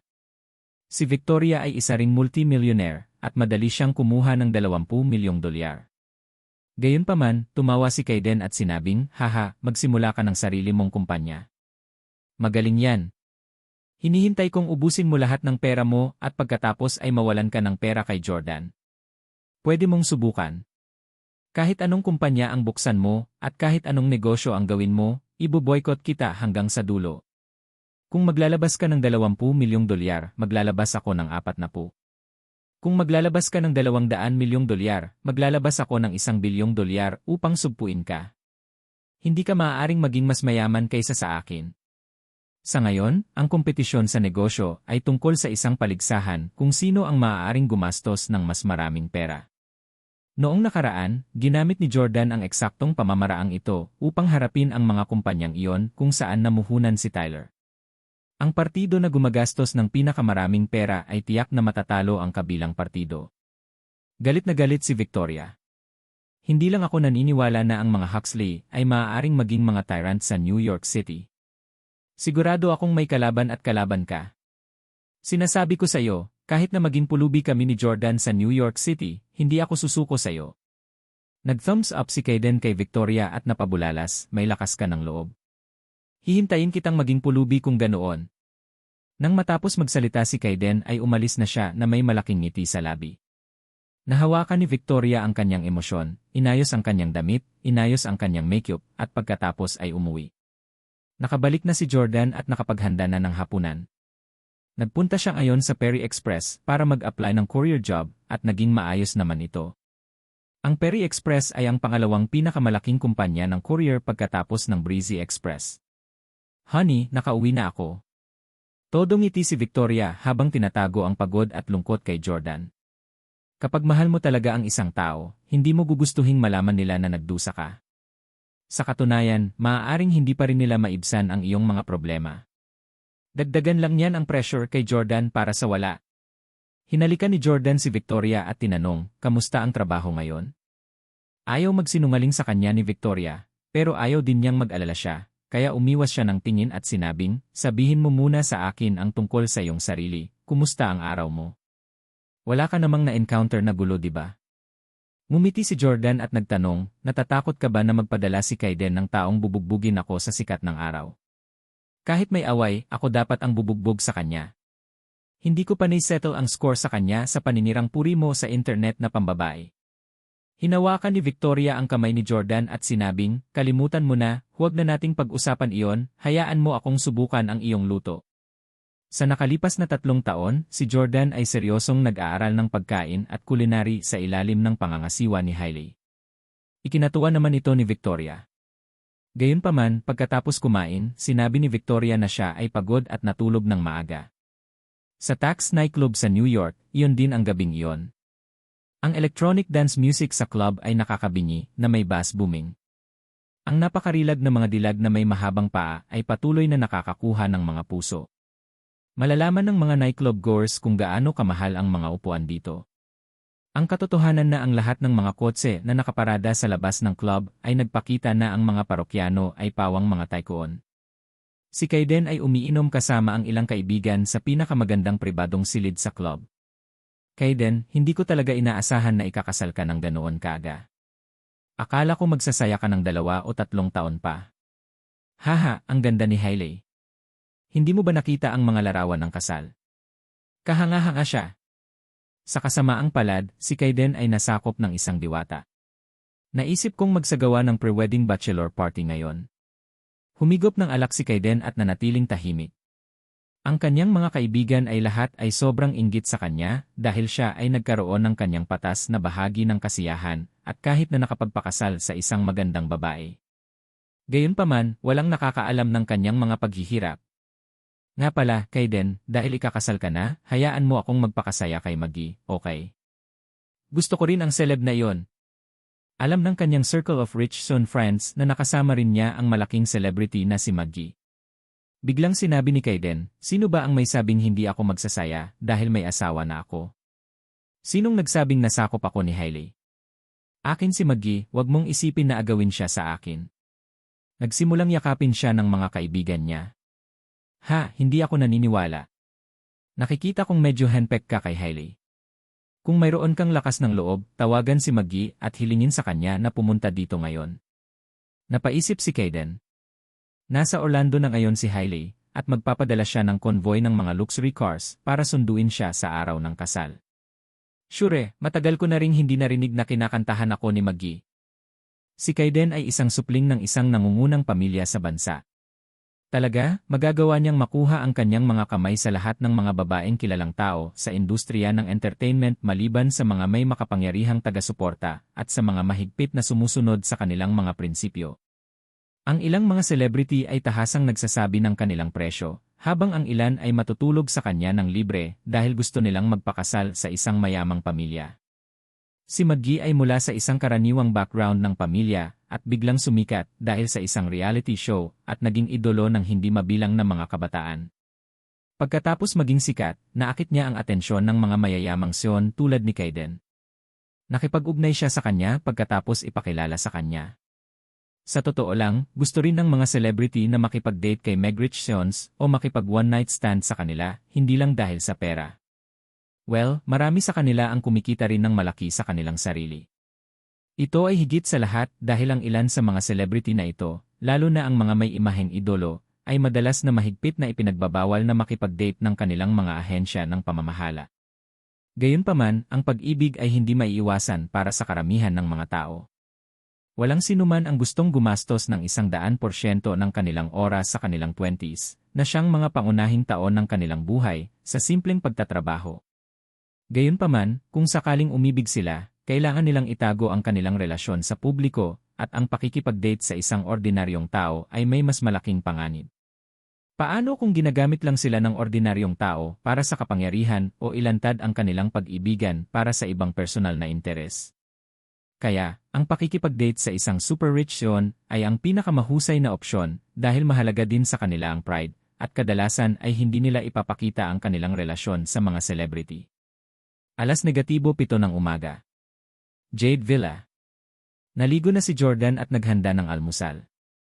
Tinapik-tapik niya si Victoria na tulog pa rin at sinabing, "Darling, 7 na. Oras na para pumasok ka sa trabaho." Hindi pa rin alam ni Jordan na wala na sa trabaho si Victoria. Binuksan ni Victoria ang kanyang mga mata at sinabing, "Hindi maganda ang pakiramdam ko. Hindi ako pupunta ngayon." Hinawakan ni Jordan ang noo ni Victoria at nalaman niyang hindi ito nilalagnat, ngunit napagtanto niyang tila pagod na pagod si Victoria. "Victoria, ano ang nagpapasakit sa'yo? Gusto mo bang dalhin kita sa ospital para tingnan?" Umiling si Victoria at sinabing, "Magiging maayos din ako pagkatapos kong matulog ng ilang sandali pa. Hindi mo kailangang mag-abala tungkol sa akin. Ituloy mo ang trabaho mo." Simula nang makipagkohabiting si Jordan kay Victoria, ito ang unang pagkakataon na nagkasakit siya. Nang makitang masama ang pakiramdam niya, paano magiging komportable si Jordan na iwan siyang mag-isa sa bahay?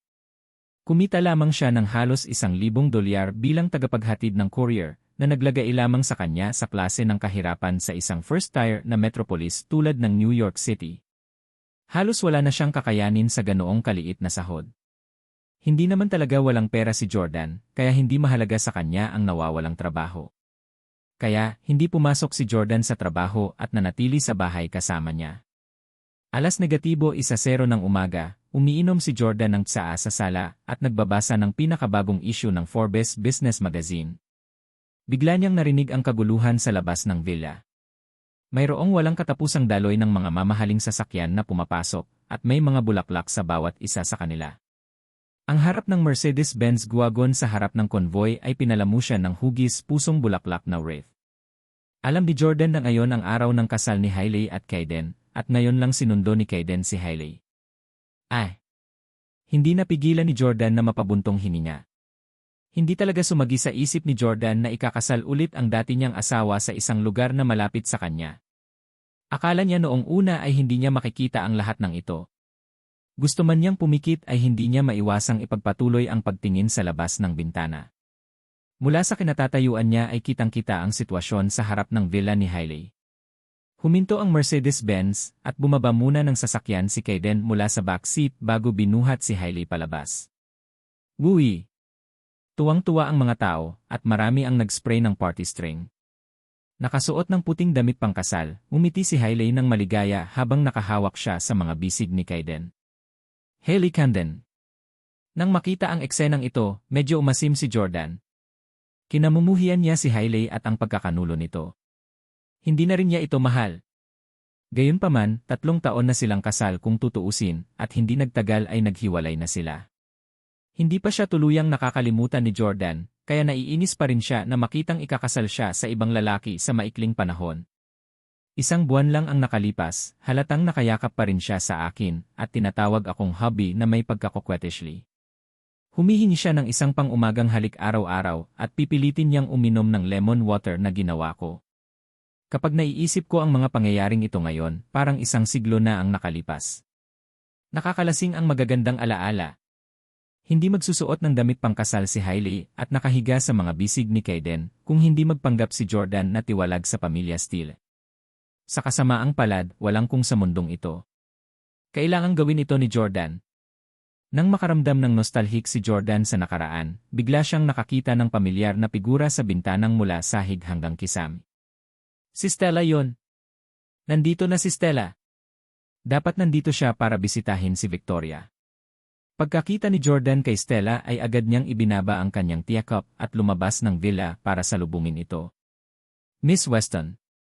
Umakyat si Jordan at tinawag si Stella.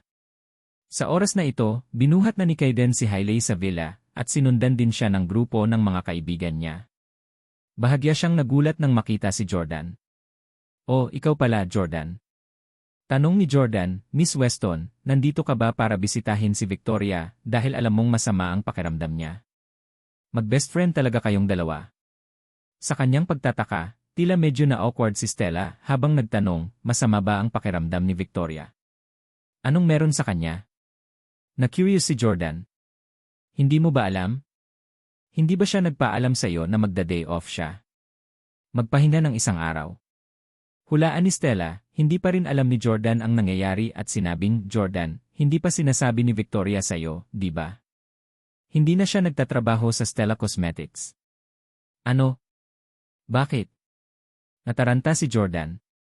Halatang nahihiyang sabihin sa kanya ang dahilan, tinuro ni Stella ang harapan at sinabing, "Well, let's talk about it some other time. May gagawin pa ako." Pumasok siya sa villa ni Kaiden. Kailan pa nakilala ni Stella si Kaiden? Labis na curious si Jordan. Kung matagal nang kilala ni Stella si Kaiden, napag-usapan na niya ito nang dumating siya noong nakaraang gabi. Baka kakakilala lang niya. Walang oras si Jordan para abalahin ito. Ang gusto niyang malaman ngayon ay ang sitwasyon ni Victoria. Victoria, Victoria. Tumakbo si Jordan sa kwarto at ginising si Victoria. "Victoria, hindi ka na ba nagtatrabaho sa Stella Cosmetics?" Matagal na ring nagising si Victoria, at pagkatapos umupo, nagtanong, "Paano mo nalaman?" Sabi ni Jordan, "Nakita ko lang si Stella sa labas ng pinto." "Nandito ba siya para bisitahin ako?" Umiling si Jordan at sinabing, "Nandito siya para batiin sina Kaiden at Hailey." Ha? Natawa naman si Victoria. Sa katunayan, ang mga pagkakaibigang nabuo mula sa mga kaswal na pagtatagpo ay lahat ay nakabatay sa mga interes. Alam na alam ni Stella na itataboy ni Kaiden si Victoria sa isang dead end, pero nakipagkaibigan pa rin siya kay Kaiden. Gayunpaman, hindi siya sinisisi ni Victoria dahil ganoon naman talaga ang negosyo. Ipinatong ni Jordan ang kanyang mga kamay sa malambot na balikat ni Victoria at nagtanong, "Victoria, sabihin mo sa akin kung ano talaga ang nangyari kahapon." Sa sandaling ito, hindi na ito maitatago ni Victoria sa kanya. "I'm sorry, Jordan, hindi ko dapat itinago sa'yo. Ayoko lang na mag-alala ka sa'yo, kaya hindi ko sinabi sa'yo. Kahapon, pumunta ako sa opisina ni Stella, at ibinalik niya ang $1 milyong na namuhunan ko, na sinasabi na hindi niya ako papayagang sumali sa kanyang kumpanya." Hindi sinisi ni Jordan si Victoria. Well, nasabi na niya sa kanya ang lahat tungkol sa nakaraan niya. "Ginagawa ba ni Kaiden?" tanong ni Jordan. Tumango si Victoria at sinabing, "Gusto akong itaboy ni Kaiden Huxley sa dead end. Ayaw niyang mabuhay ako sa New York City." Kahapon, nag-interview ako sa mahigit 10 kumpanya, naglalakad hanggang sa mapagod at dumugo ang paa ko. Nakipag-ugnayan pa ako sa lahat ng mga taong kilala ko. Ngunit walang gumana, walang kumpanya ang nangahas na sumalungat sa mga Huxley, walang kumpanya ang handang kumuha sa akin. Wala talaga akong silbi. Sa pagtatapos, hindi na napigilan ni Victoria ang kanyang mga luha. Si Victoria ay isang mapagmataas at malakas na babae. Lagi niyang pinahahalagahan ang kanyang mga kakayahan kaysa sa kanyang kagandahan. Gayunpaman, sa sandaling ito, inamin niya na siya ay isang walang kakayahan na tao. "Victoria." Hinila ni Jordan si Victoria sa kanyang mga bisig. Sa sandaling ito, mas nabalisa si Jordan kaysa kay Victoria. Wala siyang kaalam-alam na si Victoria ay dumaan sa isang masamang araw kahapon. Talagang idinawit niya ang kanyang kasintahan at naging sanhi ng ganitong pagmamaltrato dahil sa kanya. Galit na galit si Jordan, at nang maisip niya ang ginawa ni Kayden kay Victoria, hindi na niya napigilan ang kanyang emosyon. Jordan, saan ka pupunta? Biglang kinawayan ni Jordan si Victoria at tumayo para mag-walk out. Mag-settle ako ng scores kay Kayden Huxley. Sapat na ang awa ni Jordan upang iligtas ang kanyang buhay sa Orlando, at ang parusang ibinigay niya sa kanya ay hindi gaanong matindi kaysa sa dinanas ni Tyler. Gayunpaman, hindi na alam ni Kayden at naglakas loob na guluhin ang babae ni Jordan. Galit na sumugod si Jordan sa katabing villa na siyang tahanan ng kasal ni Kayden at Hailey. Bukas ang pinto dahil maraming bisita ang inaasahan nila kaya kusa siyang makapasok. Pumasok si Jordan sa bulwagan upang makita si Kayden at Hailey na nakatayo sa hagdan at patungo sa ikalawang palapag. Kayden Huxley, lumabas ka. Ang galit na galit ni Jordan ay nagpatahimik sa kabuluhan sa villa. Lahat ay nakatingin kay Jordan na may pagkalito at pagkamuhi. Nang makita ang eksenang ito, si Stella, na nakatayo sa pintuan, ay mabilis na nadulas ng tahimik. Paglabas niya ng pinto ay nakita niya si Victoria na hindi pa nakakapaghilamos ng mukha at nakasuot ng tsinelas. Siyempre, nag-aalala rin siya na baka may mangyari kay Jordan. Hinila ni Stella si Victoria at sinabing, "Oh and by goodness, Victoria, bakit ka nakapajama? Napakaraming mayayamang siyon doon, paano ka pupunta doon na nakasuot ng ganito? Tara na sa loob at ipagpalit kita ng damit bago lumabas ulit." Pero Jordan, nag-aalala pa rin si Victoria kay Jordan. Hinila ni Stella si Victoria at sinabing, "Hayaan mo na si Jordan ang mag-isa sa bagay na ito, huwag kang makisangkot ng walang taros." Pilit na hinila ni Stella si Victoria pabalik sa villa para magpalit. Sa loob ng villa ni Kayden, laking gulat ni Hailey nang makita ang nakamamatay na tingin sa mga mata ni Kayden nang tumingin siya kay Jordan. Si Jordan ba ang sisira sa kasal ni Hailey? Nang magpakasal sina Hailey at Tyler, nagpakita si Jordan sa kanilang kasal at ninakaw ang kanilang limelight sa pamamagitan ng pagdulot ng malaking kaguluhan. Si Kayden na ba ang malas sa pagkakataong ito? Sa gulat ng lahat, isang malakas at matipunong lalaki na may pambihirang aura ang tumayo para kay Kayden. Siya ay kapatid ni Kayden, si Shane. Diretsong tumakbo si Shane kay Jordan, tumalon, at binato siya ng flying kick. Damn! Ang cool ni Shane. Si Shane ay maihahambing sa mga opisyal ng Special Ops. Iba si Shane kay Kayden na gwapo, payat, at mahina. Si Shane ay hindi kasing gwapo niya, ngunit siya ay malakas at mas mature. Bang! Bang! Bang! Dahil nakatsinelas siya at hindi makasipa ng maayos, hinarang niya ang mga sipa gamit ang kanyang mga kamay. Maaaring hindi madaling mahuli ng mga ordinaryong tao ang mga sipa, ngunit madaling mahuli ni Jordan ang mga pag-atake ni Shane. Tumingin si Jordan kay Shane at sinabing, "Dapat nag-practice ka ng ilang taon, pero hindi kita kalaban. Kung ayaw mong mamatay, huwag kang makialam." Malamig na yumuko si Shane at napabulalas, "Ikaw si Jordan Steele, tama? Si Kayden ang nakababatang kapatid ko. Paano ko hahayaan na kumilos ka ng walang pigil dito?" Dati, nabali ang daliri ni Kayden at nalaso ng gamot na nagdulot sa kanya ng pagkabaog. Galit na galit si Shane at matagal nang gustong patayin si Jordan. Sa puntong ito, curious din ang mga kaibigan niya sa background ni Jordan. Nandito ba siya para agawin ang nobya? Baka siya ang ex-boyfriend ng asawa ni Kayden. Anong ex-boyfriend? Narinig kong sinabi ng mga kaibigan ko na minsan na raw kasal si Hailey. Baka ex-husband niya. Seryoso? Si Kayden ay nagpakasal sa isang divorcee. Ang mga panauhin ay magkakasamang nakatayo at nagbubulungan. Galit na bumaba si Kayden, tinuro si Jordan, at tumahol, "Jordan Steele. Anong ginagawa mong trespassing sa bahay ko? Naghahanap ka ba ng gulo?" Galit na sagot ni Jordan, "Dahil ginulo mo ang girlfriend ko, dapat alam mo na pupunta ako para makipag-ayos sa'yo." Nang makita ni Hailey ang eksenang ito, mabilis niyang itinaas ang kanyang damit pangkasal at bumaba. Sinabi niya kay Jordan, "Sumama ka sa akin." Hinawakan ni Hailey ang kamay ni Jordan at hinila siya palabas ng villa dahil ayaw niyang magtalo ang dalawa sa harap ng maraming tao. Kung tutuusin, ayaw nila ni Kayden na malaman ng kanilang mga kamag-anak at kaibigan na kasal na noon si Hailey kay Jordan. Hinila ni Hailey si Jordan at hindi sinasadyang sumunod sa kanya palabas dahil hindi niya alam kung paano siya tatanggihan. 2 beses nang nakita ni Jordan si Hailey na naka-wedding gown, ngunit wala sa mga iyon ang para sa kanya. Lumabas sila at tumayo sa damuhan. Tanong ni Hailey, "Jordan Steele, anong ibig mong sabihin dito? Nang ikinasal kami ni Tyler, pumunta ka para gumawa ng gulo at gumawa ng kaguluhan sa kasal ko. Ngayong ikakasal na ako kay Kaiden, ginagawa mo na naman. Ganyan ka lang ba kagalit? Hindi mo kayang makita akong masaya, ha? Magiging masaya ka lang ba kung ipahiya mo ako at pahirapan?" Hindi rin alam ni Jordan ang sasabihin. "Hailey, hindi ko sinasadyang guluhin ang kasal mo, at hindi ko rin intensyon na sirain ang kaligayahan mo. Pumunta ako ngayon dito dahil kay Kaiden Huxley. Kahapon, nagpunta si Victoria para sa isang pakikipanayam sa trabaho sa higit sa 10 kumpanya, ngunit sinira ni Kaiden Huxley ang mga bagay para sa kanya sa bawat pagkakataon. Gusto niyang sirain ang kinabukasan ni Victoria sa New York. Kailangan kong makakuha ng malinaw na paliwanag mula sa kanya." Malamig na yumuko si Hailey, ngunit napaka-perpekto pa rin ng mukha niya. "At sabi mo hindi mo sinasadyang guluhin ang kasal ko. Nangyari yun kahapon. Bakit kailangan mong magtanong tungkol dito ngayon?" "Nalaman ko lang din," paliwanag ni Jordan. Iniunat ni Hailey ang kanyang payat na kamay at sinabing, "Tama na, hindi mo na kailangang magpaliwanag. Naiintindihan ko naman na lahat ng ito ay dahil mahal mo pa rin ako, at hindi mo kayang panoorin akong ikasal sa iba, di ba?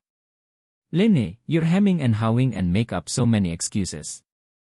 Mas gusto kong umiyak ka at sabihin sa akin na mahal mo pa rin ako at hindi mo ako makakalimutan.